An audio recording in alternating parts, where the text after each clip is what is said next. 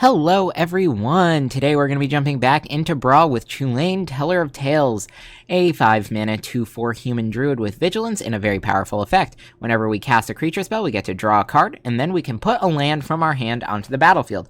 Additionally, we can pay 3 mana and tap Tulane to return a creature we control to our hand. Oftentimes we're going to be using this just to get another one of his static ability triggers by casting that creature again, but we can also use this ability to double up on ETBs if we're able to cast a stronger creature more than once. Now, we've got a bunch of cards here, and I'm not going to go over all of them. Deck list down in the description if you want to take a look at everything we've got going on, but I am going to point out some of the key components to this deck. So first and foremost, we've got a lot of mana dorks. In the 1 mana slot, we've got pretty much all of them. Same thing with the 2 mana slot, but we are a little bit more selective, just looking for some of those better mana dorks there. Additionally, Ugin's Conjurant and Stonecoil Serpent are both really powerful in this deck for 2 reasons. One, since we're doing a lot of ramping over the course of the game, these can be great late game threats entering the battlefield with a ton of +1/+1 counters and really pressuring our opponent's life total. But additionally, if it's the early game or if we just need to trigger Tulane's ability again, we can cast these for X=0, draw a card, and get a land onto the battlefield. And that's good too, honestly easy to cycle. Now, some of the other important things to talk about here, we are including Thassa's Oracle. There's a ton of card draw in this deck, so Thassa's Oracle is one of our protection plans, and a potential win con that we have. We also have Kinnan in this deck. Since we have so many mana dorks, Kinnan is going to be a great addition. And along with Kinnan doing a very similar thing, we also have Nyx Bloom Ancient, which is a great way to get more out of all of our permanents tapping for mana. Now, we also have a couple of things that revolve around landfall triggers, so that would be Tireless Provisioner here, getting some treasures and things like that, and also Felidar Retreat, since we are going to have a bunch of lands entering the battlefield. We also include Tatiova here. This is additional card draw and life gain, all of which is pretty good. So let's talk a little bit more about the top end of our deck and some of our other win conditions. So we have Aetherflux Reservoir here, which, again, if we're going to be cycling through and casting a bunch of spells, is a great way to both gain some life and close out the game. Mass Manipulation is also really powerful for us, since we can most likely grab a ton of our opponent's creatures. We do have Time Warp and Epiphany for extra turns. That's just a little bit of extra value for us. Won't win the game on the spot, but is definitely powerful. And then we have Paradox Engine here. Paradox Engine is really powerful in this deck. Since we have so many mana dorks, it's going to be very easy for us to generate infinite mana, and being able to tap and untap Tulane, we can actually return a creature to our hand and replay it multiple times with Paradox Engine, potentially drawing our whole deck and getting towards that Thassa win or one of the others that we have. Approach of the Second Sun is another one of our alternate win conditions. This can be really powerful if we're generating a lot of mana, especially with Paradox Engine there, so that's really good. We have a couple of other card draw cards as well, so Great Henge, Beast Whisperer, Guardian Project, and things like that, just to make sure that we're able to hit that card draw, because if we can't get our card draw set early in the game, we are going to run out of steam fairly quickly. And then the last thing to really bring up as a kind of alternate win condition here is Teferi's Tutelage. We have 1 copy, and whenever we draw a card, our opponent's going to mill 2 cards. Since we have the ability to draw so many cards with this deck, this is really strong, since we could potentially mill out our opponent, especially if they're playing an aggressive self-mill deck or something like that, you know, and we might be able to accelerate that win. Rest of our cards are fairly straightforward, doing some combination of adding value to us, being a threat in the early game, and or interacting with our opponent. Things like Cyclonic Rift to clear the board, Heroic Intervention to keep our creatures safe to fairy protection, and so on and so forth. Mana base is pretty straightforward. Nothing too crazy here, just a whole slew of lands in all of our different colors. But feel free to take a look at that if you'd like to see some more. Now, if you guys have been enjoying my content, make sure you subscribe to the channel to stay up to date on my latest videos. And if you do enjoy this video, make sure you give it a like.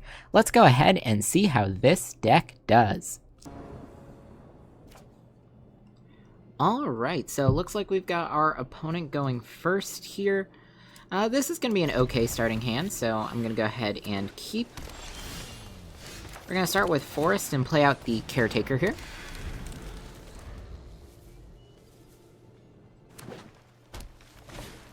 Yep. Opponent's also playing some ramp. Let's go white, Incubation Druid. Then tap for white, play the Soul Warden.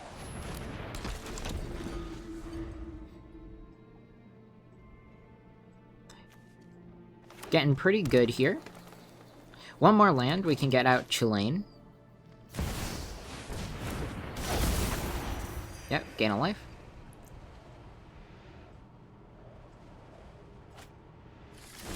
Delighted Halfling, alright. Okay, so let's go ahead and play the Engineer here.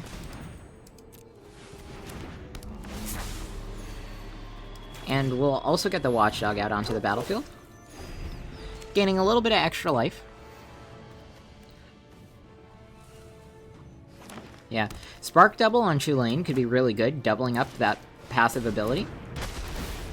Yeah. Opponent gets to look for another creature.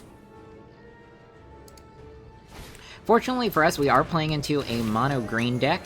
I feel like Cyclonic Rift is going to be huge for us in the late game. Yeah, Cyclonic Rift is definitely our get-out-of-jail-free card with this. I definitely want to ramp up towards that. Next turn, if we can get Tulane out onto the battlefield, that'll be really good. So, I'm going to go ahead and do this. And then, we'll just foretell this. Tap down Soul Warden.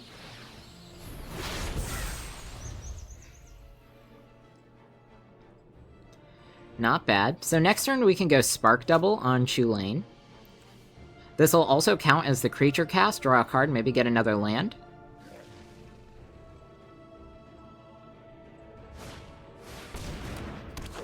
We could also go for the extra turn first, might be worth it. All depends on what we have, mana-wise. Crater Hoof, that's a problem. We really want to make sure our opponent can't cast that. Maybe we hold up mana for Cyclonic Rift.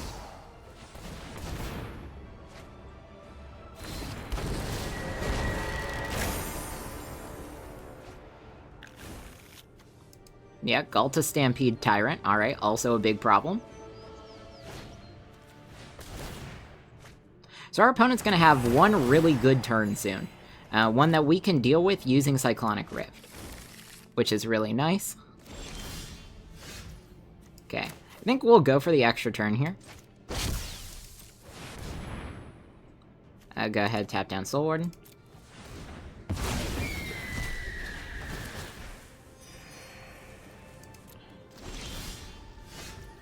Alright, and then, do I just want to hold this up? I think so. So we'll just pass the turn.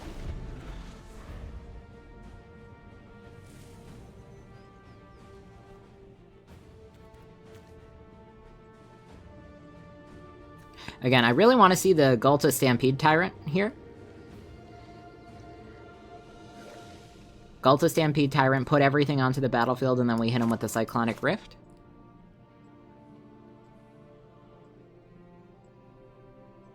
Again, we do have all of our mana up, so I'm sure our opponent's a little bit concerned there. If they don't decide to go for it, we can just adapt our Incubation Druid instead.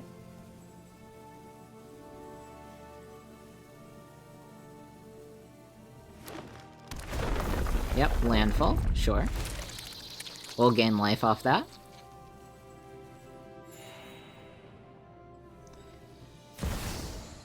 Yep. Galta using Delighted Halfling avoids the counterspell. They draw the card. Play that out. Yep. They get the creature, and then they have the Galta trigger. Vorinclex, sure. Go ahead and put everything onto the battlefield.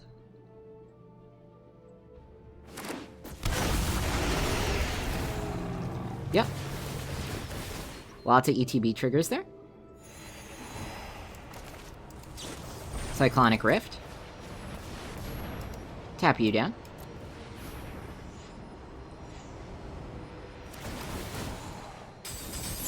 Yeah, our lands stay tapped down, but honestly, that's okay. We have a bunch of creatures that tap for mana, and we've just negated probably the biggest turn our opponent's gonna have. They do still have Galta in hand, so we have to be careful for that happening again.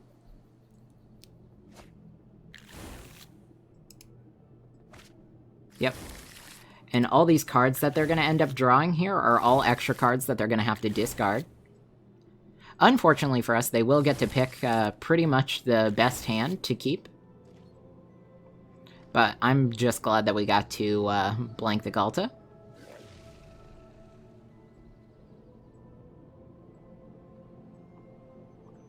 Again, we do have to be careful for next turn. Thinking we go Spark Double.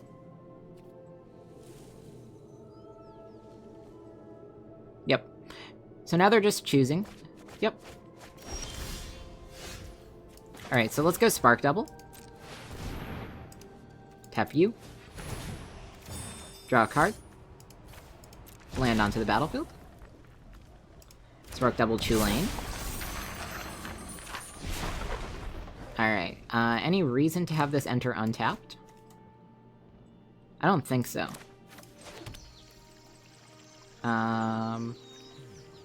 Yeah, we'll just have that enter tapped. And we'll swing out like this. And then hope that they don't have a land. Okay, so they don't have the land. This is good. Gives us at least one more turn.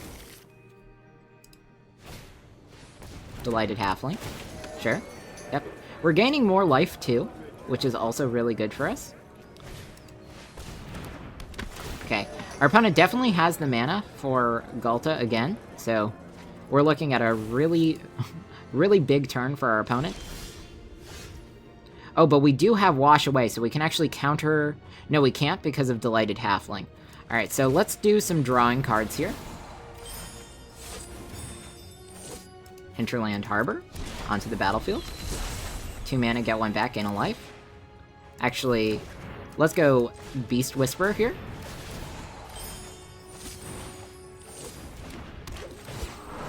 Nice. Stonecoil Serpent on 0. I want to save my mana here. Definitely want those extra card draw. Let's, yep, grab that. Gain our life. We can go Skyclave here.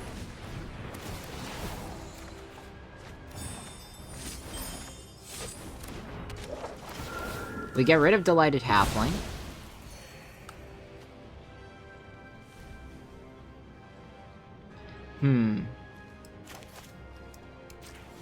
Onto the battlefield tapped. Now, we could have thought about saving that for another Cyclonic Rift, but I think we're okay. They still have it. We are not going to be able to counter it this turn, so let's go ahead, tap here. Draw some extra cards, get some extra lands. You. Perfect. Gain another life. That gives us this. We have Stormcaller Siren as well. Some more card draw. Additional lands. Perhaps. Nope, no additional lands. Storm, there we go. There's another land. And then this is exactly what we needed. We have Authority of the Councils. Extra life gain, and we're going to tap down some of our opponent's threats. Let's see. They won't be able to block this, so we'll go ahead and swing like that.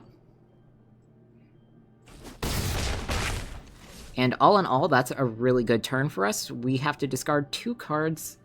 I think we're going to go for you and you. And now we'll see what our opponent does. Yep, Ghalta Stampede Tyrant, sure.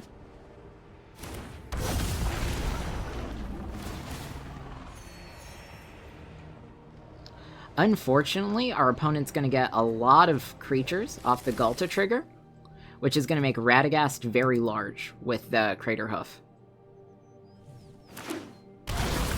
But everything here is tapped.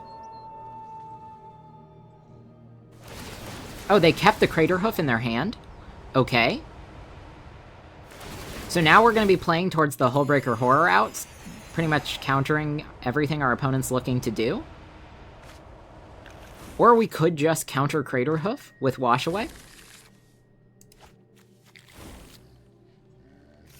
Okay, yep, Ulamog. Lots of creatures there. And with all the card draw, it might be worth it to consider a mill plan as well.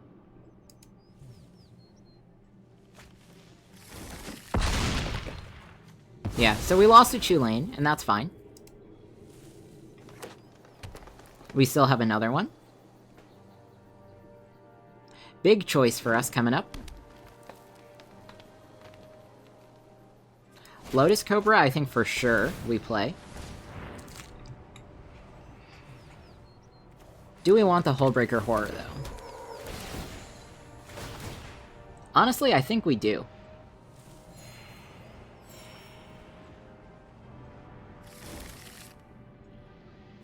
Yeah, I definitely think we want Hullbreaker Horror.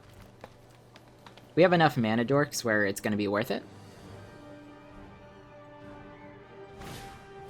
Maybe we'll find a Paradox Engine as well. That could just win the game for us. And as long as we can get enough mana with Lotus Cobra and hitting landfall triggers, Teferi's Tutelage might also end the game for us, so we do have a lot of options. Hullbreaker Horror also makes Great Henge a lot cheaper for us, which is going to be really powerful as well. Yep. So opponent's just setting up for their next turn where they're going to try and win with Craterhoof. As long as we can deal with Craterhoof, I actually don't think we lose, though. So definitely going to keep in mind the 3 mana that we need for Wash Away. Alright, so first things first, we go Hullbreaker Horror. Draw 2 cards, we'll get a land. It's fine that our lands don't untap.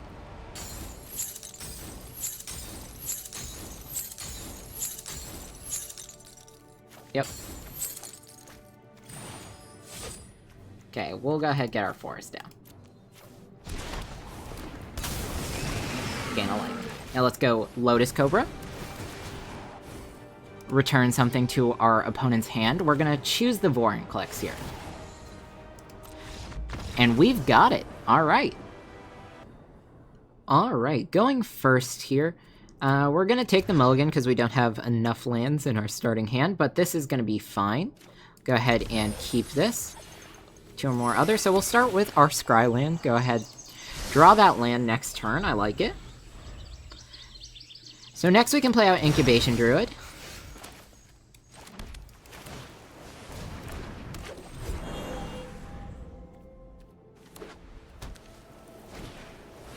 Okay, Destiny Spinner, sure.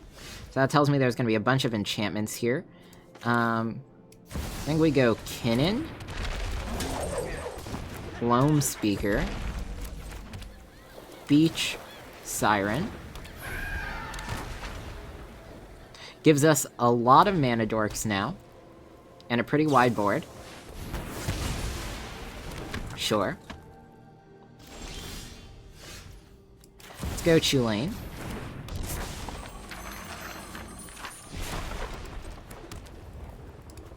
Play out a blue land.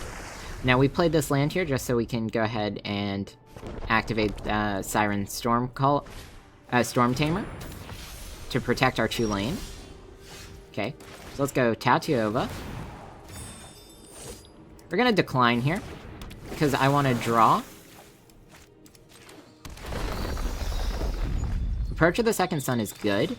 Let's go Catilda here. Draw. Land. Do I want this untapped? I do. Pay the 2 life. Draw. Yep. Watchdog. Draw. Land. Untapped. Draw a card. Let's go Spellbinder. Draw. Land. Landfall. Draw.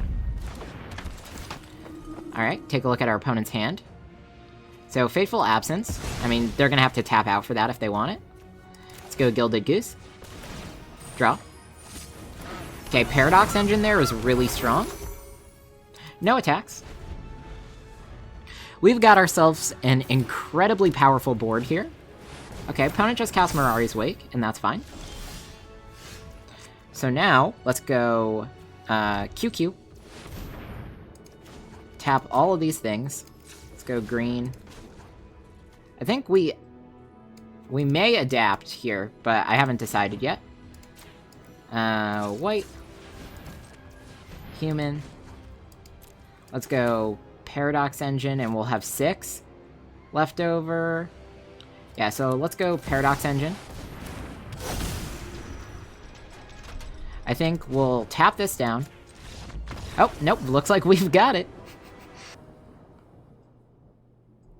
Alright, so we've got our opponent going first here. This isn't quite the starting hand I'd like to see. If we had blue mana, I think we could have kept this. We're playing up against the Xanathar. So let's go ahead and take that free mulligan. This is a lot better for us, so we'll go ahead and keep. Do I want to miss out on the potential turn 1 Soul Warden here? Honestly, yeah, I think I'm okay with that. Wash away. We will keep that. That's going to be really strong. So turn 2, Incubation Druid. Next turn we can go Kinnan. Tap the Druid for 2. It opens up a couple other options for us. And I'll hang on to Balaged Recovery for a bit, too. Okay, something has been foretold. We'll see if it's a removal spell. I feel like Incubation Druid will get hit by that, if it is. Alright, Guardian Idol, not bad. So let's go Kinnan. Catilda. Soul Warden. We could have played Soul Warden before Catilda and gained 1 extra life. Minor misplay there. Next turn we have Chulane, though. Opponent's still just ramping. They don't have the land drop, so that's really good for us. I think we're gonna have this if we just hold up Wash Away. Let's go Smothering Tide.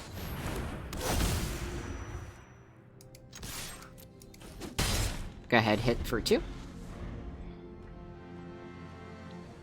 Things are looking good. Opponent's not gonna play for the Tithe. So that's a free treasure token for us.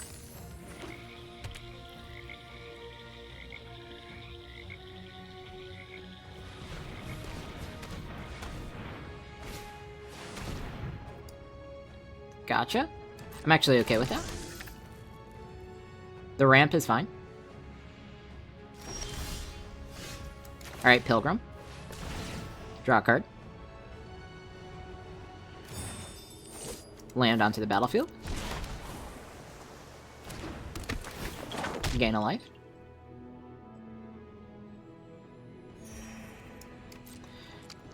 Let's see, we'll attack with Chulane here. And hold up everything else. Gives us a couple of options. We can use Kinnan's ability, which is going to be strong. We're holding up Wash Away as a counterspell. Opponent almost certainly won't pay for it. Yep. Let's see, maybe they try and play Xanathar here? Or maybe they try and kill Kinnan. Both are valid. Cosmos Elixir, okay. I guess they're not really threatened by our board. Wishclaw Talisman, I'm okay with that. We have a counterspell. Okay. Let's use Kinnan's ability here. We'll get an Uro. Uro's gonna just let us draw a card and gain some extra life. Potentially even ramps us.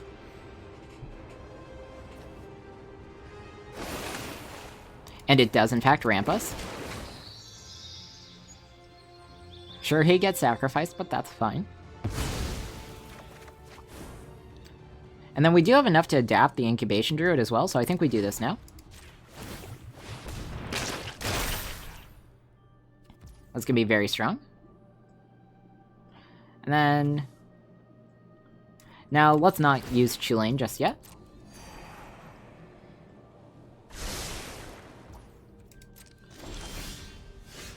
Alright, Glasspool Mimic.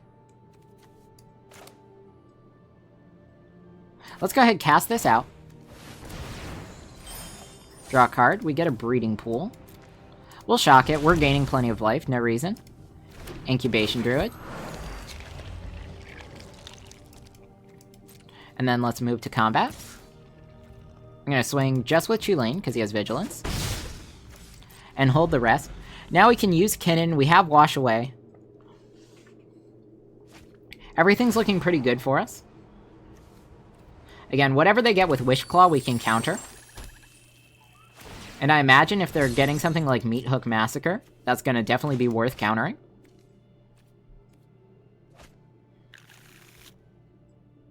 We have Wishclaw Talisman as well, so that puts us in a really strong spot. I think we Wishclaw for Paradox Engine. And that should just win us the game. So all we have to do is be able to counter whatever our opponent tries to play here. End of turn. Interesting. Alright, so let's use Kinnon's thing.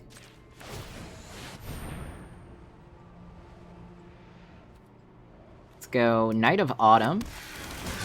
On ETB, we're going to go ahead and destroy the Hedron Archive. That'll get them to sack it to draw their 2 cards. Yep. They draw 2 cards, so we'll get some extra treasures.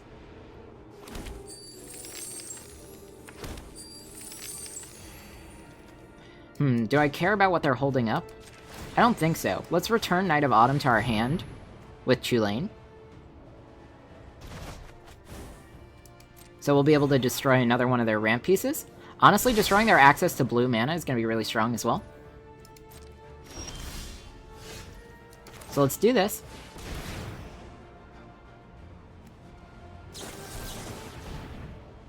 Alright, so that's their counterspell. The counterspell is gone now. Do I care enough about it? No, I think we just win the game off Wishclaw. So, Wishclaw Talisman. We crack that. We grab ourselves Paradox Engine. Opponent may concede soon, but we'll see. So, we'll add blue. Green, doesn't matter. We'll just... we have to actually select this, unfortunately. Some more white mana. White mana. White mana. We go Beast Whisperer. Untap everything. Draw a card. We'll adapt that Incubation Druid. White. Green. Blue. White. Again, it's going to be a little annoying for us because, again, we do have to choose the colors that we tap for. Haywire Might, untap everything. Draw a card. Draw another card. Throw you onto the battlefield, we scry, and we've got it!